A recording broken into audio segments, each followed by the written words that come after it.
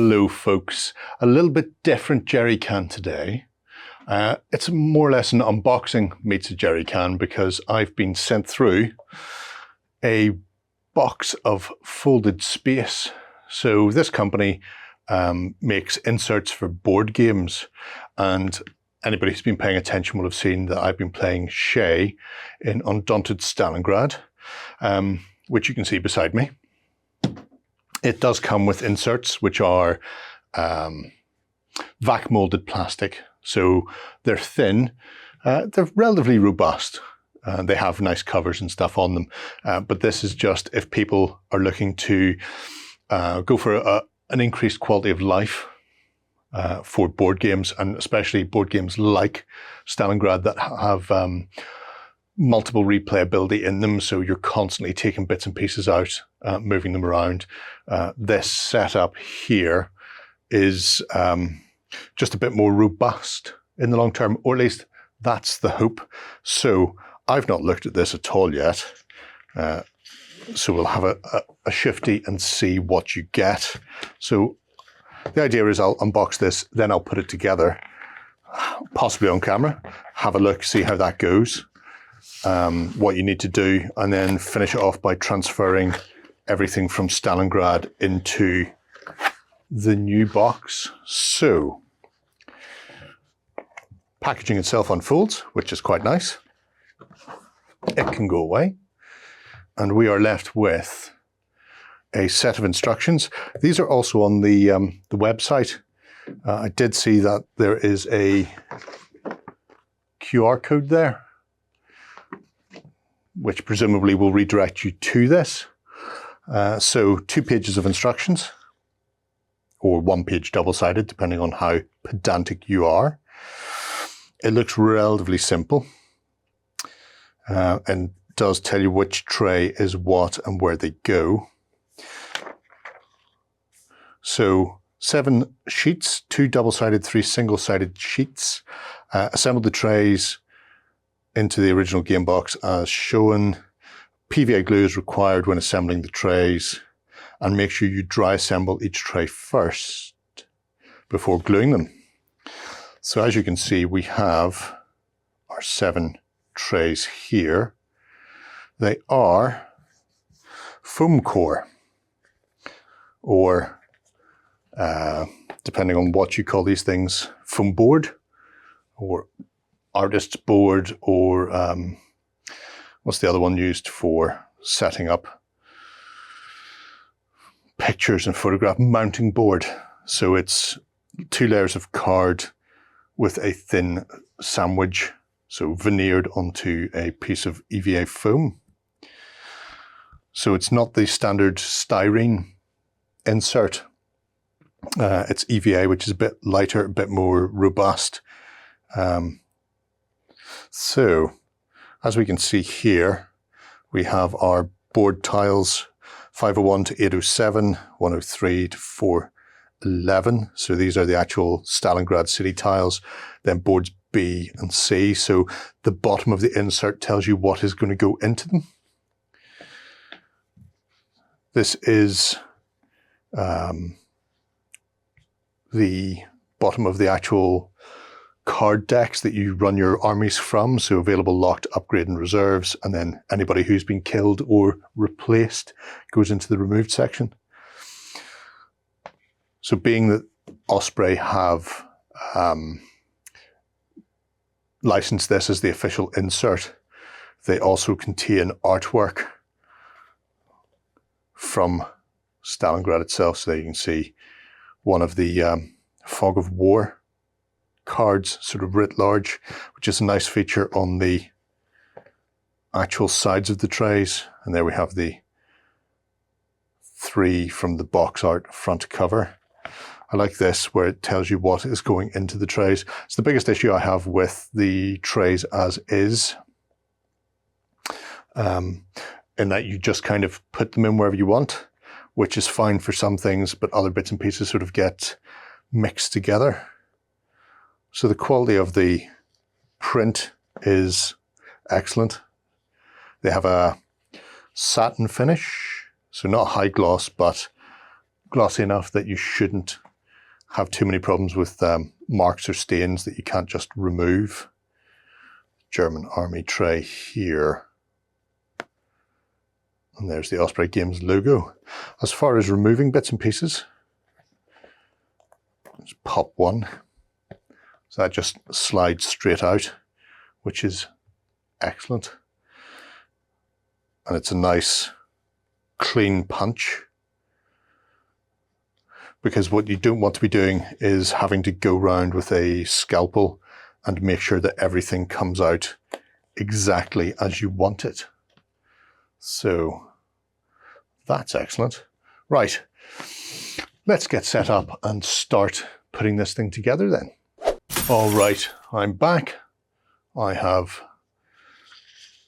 grabbed sheet 1 and 2, which presumably are for the first steps. It is the Soviet and German army, and they are identical. So I imagine one will go together and the other will follow suit. So I'm going to start by popping these pieces out and dry fitting. It's unusual using EVA again. I obviously used it recently for making some ship sails. And then I was using a very thin EVA foam, and the whole point of that was it was robust, flexible and light. Here, obviously you don't want flexible, you want a certain amount of rigidity. So time will tell as to how sturdy the construction is. And then, well, we're midway through the campaign, a little over midway. So people who are following that will be able to see how this holds up over another 6 months worth of gameplay, more or less. So sprue gets neatly discarded, and we are looking at this, he said. So let's go to this one here. Okay. So actually, you're not punching everything from sheet 1 and 2 right off the bat. These are color-coded. So sheet 1 and 2, I need the sides and fronts, but I need these long pieces from sheet 6 for the base. So that's how you should be reading this. Okay, that's all right. So I won't need these for a moment, but I will require these 2 pieces.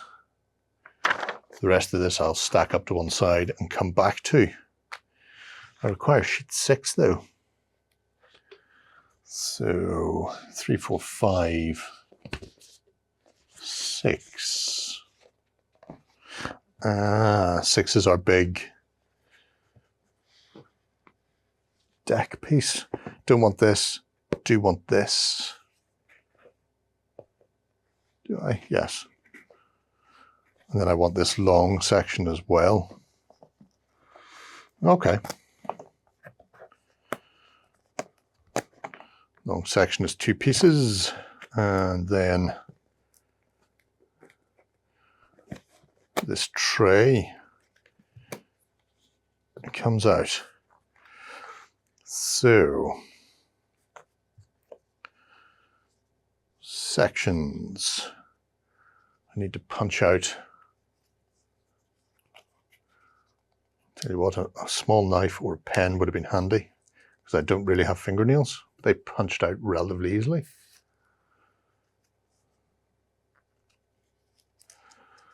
Yeah, all the die cuts are very clean, go right through without having to worry about tearing the card laminate.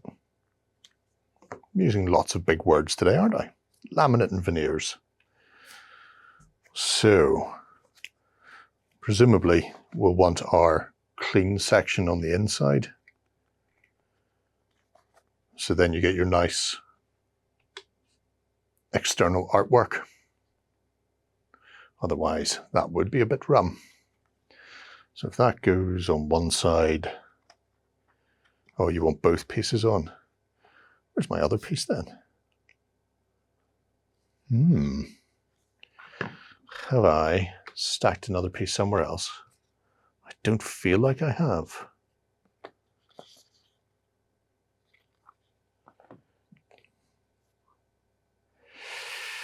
Bum, bum, bum. Yeah, I should definitely have a second one of these. Is it on this tray? I would have thought no, because I would have assumed that that would be for the other tray for the Soviets.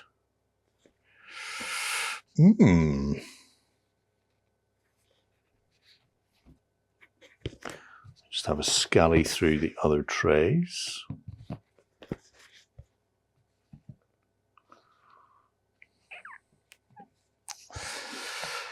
Okay, I'm going to assume then that 1 and 2 needs to be punched out of both sheets.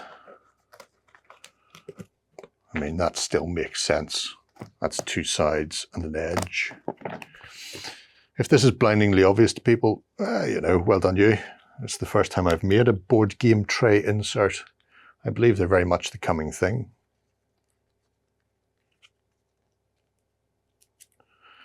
Right. So that gives us that. And then this gives us 2 end pieces. That makes sense. Now we're cooking with gas. Okay. And then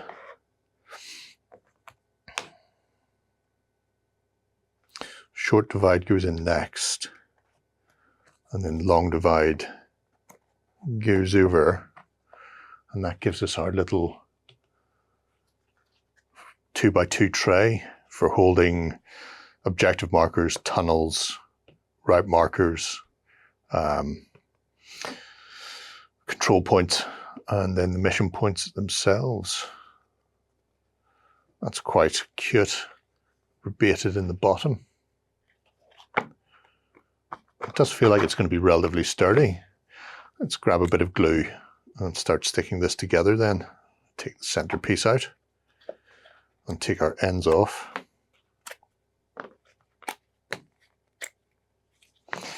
And I'll run a bead along the edges.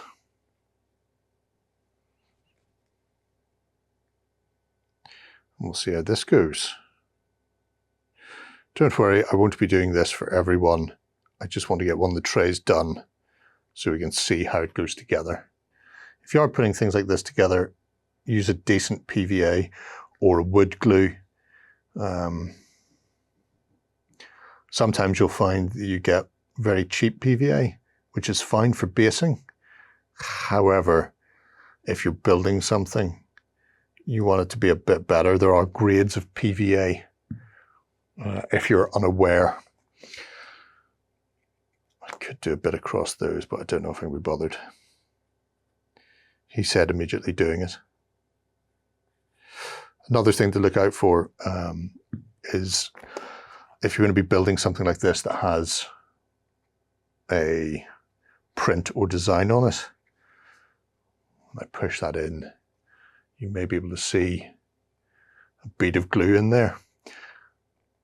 Having elastic bands to hand and a small brush and pot of water will allow you to clean off the additional PVA before it hardens. So I'm just going to go ahead and pop these all on. Now I want a bit of PVA on these ends as well. So the more glue points, the sturdier it is, and the whole point of this is rigidity and longevity. Again, big words. I want those down there as well.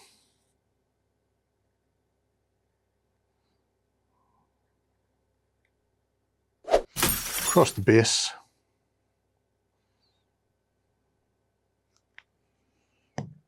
And then I can just insert this.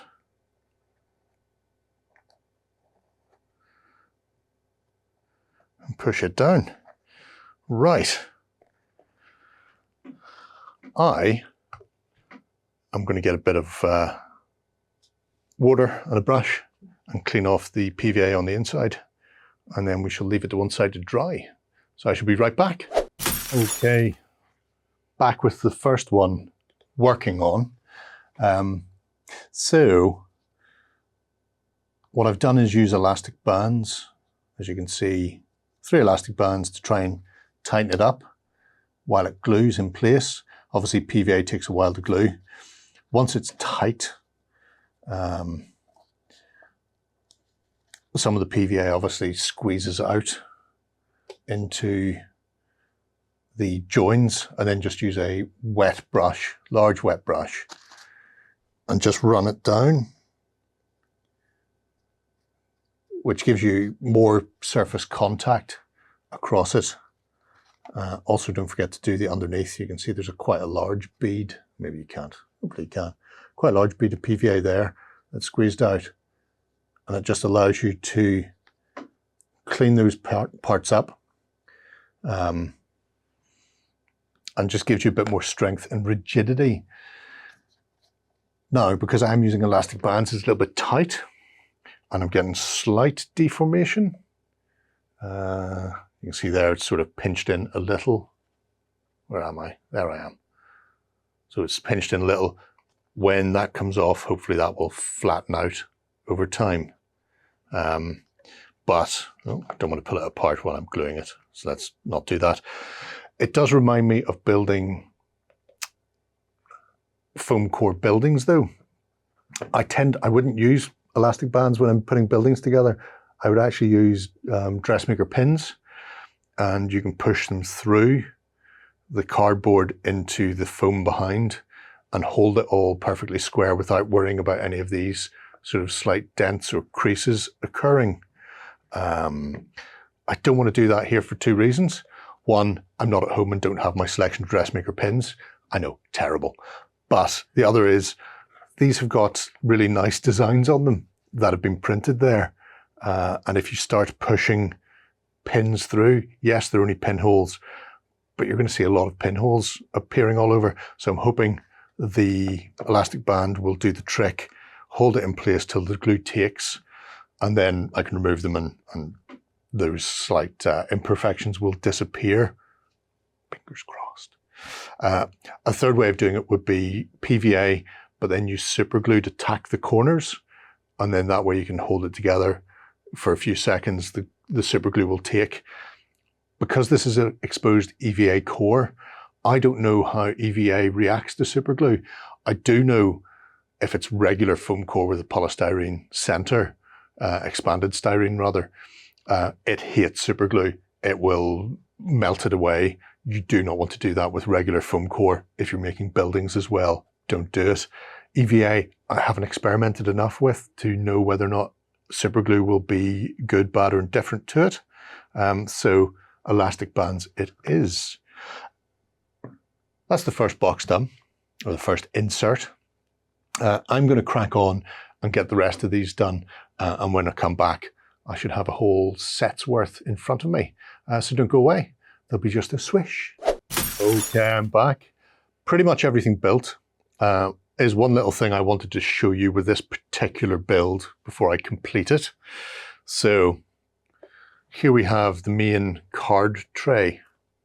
As you can see, has the Stalingrad bits on it, as you would expect. And inside there, it has the various bits and pieces for the reserves.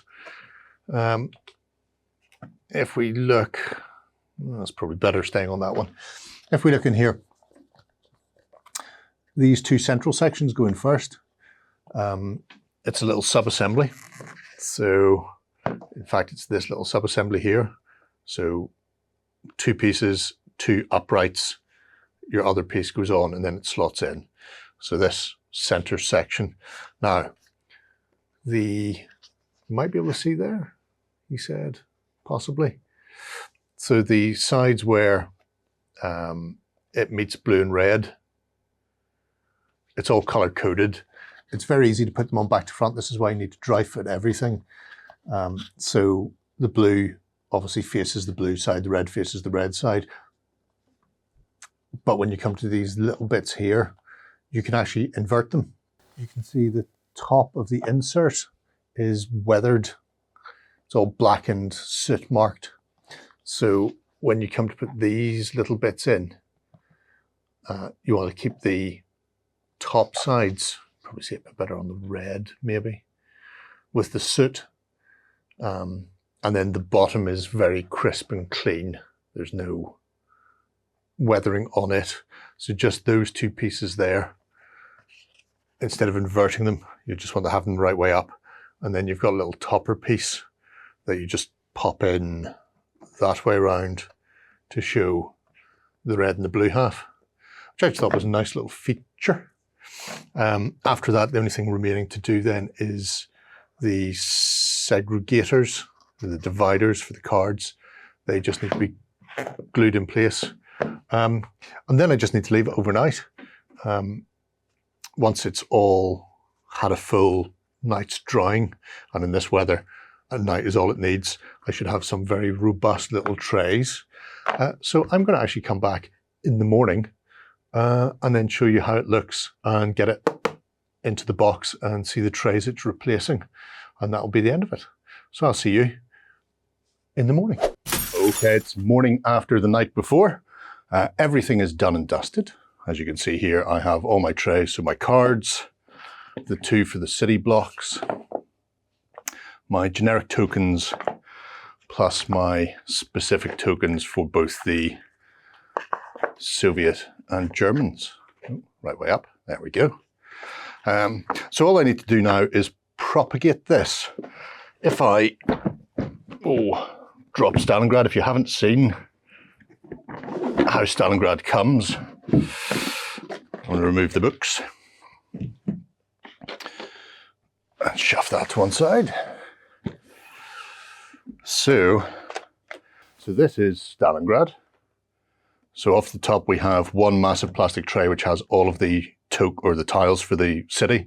So you've got your living city, plus you've got the alternative tokens to move in as things get destroyed. We have a tray that contains all of the individual tokens for your squads. And then at the bottom we have two trays for the cards and the dice. So these should replace quite happily with that, and everything should go back in the box. You can see here, let's have a look there. You can see that, I mean, it's vac formed, it's okay. It is thin though, and it arrived with a bit of a ding in it. And because the weight of these is relatively hefty, I imagine at some point you may get a split in these. So through the miracle of editing, we shall cut back and all of these will be in all of those. All right, as if by magic, I now have everything tidied up. There's a surprisingly large amount of room in these. I know when I was using this tray for the tokens, things like the scout tokens, mines, that sort of thing, all ended up mixed into various ones. But yeah, I quite like this. This is good. To get it all back into its box, there's a little legend. It tells you which tray takes what. Some of them are self-explanatory. So the two army trays and the card tray is very self-explanatory. These two trays actually list on the bottom what should go in there. So that's board tile C. The larger one is your living city, and it's divided into the 100 up to 411, and then the rest go in here into the second set. So it's all listed on this little diagram, and then it shows you how it should fit into this box. So with that in mind, let's bring the box in. Ignore this. This is just a bonus scenario I downloaded. So that goes in there. Then we have two trays. I think the larger fits in there, nicely square. Our smaller city into there. And then our three counter trays stack into this corner. 1, 2, 3, which brings it nicely level. That is good. We like that. Books. starting with the rulebook, go on top to hold everything in place, and then the actual Stalingrad books themselves. And on goes the lid. So, that's the shake test. Doesn't seem like anything's going to come out. We'll see now though, because I am curious. By nature, I'm a curious man. As far as the build went, no major issues. There were a few little dinks in the sides of some of the trays from where I had the elastic bands that might have been a little bit too tight. No, everything's stayed neatly where it is. So yeah, really nice system. I would suggest possibly in place of elastic bands, and if you don't want to put pins in to hold them tight, Scotch tape is your friend. It's very easy to remove it once it's on. So Scotch tape them tight as if you were just building a building, and away you go. So yeah, really nice kit from Folded Space. Obviously, depending on the game, some may have specific tray setups, but with something like Undaunted, where you're constantly, having the card trays, they're constantly coming in and out. It just gives you a bit more robustness and helps the length of the game survive on your shelf. So there we have it. A bit of an unboxing and a build, and you'll be able to see, like I say, over the next 6 months as we finish the campaign, how well this stands up to the test of time. So it's not just going to be a one and done, sit on the shelf, because we use this on a monthly basis. But let me know what you think below, folks. Move on. If you have any questions, pop them below. But until next time, take care. Bye-bye. Go ahead and check out our other content on screen now. And while you're at it, why not hit subscribe and remember to ding our dong. Go on, you know you want to click it. Go on.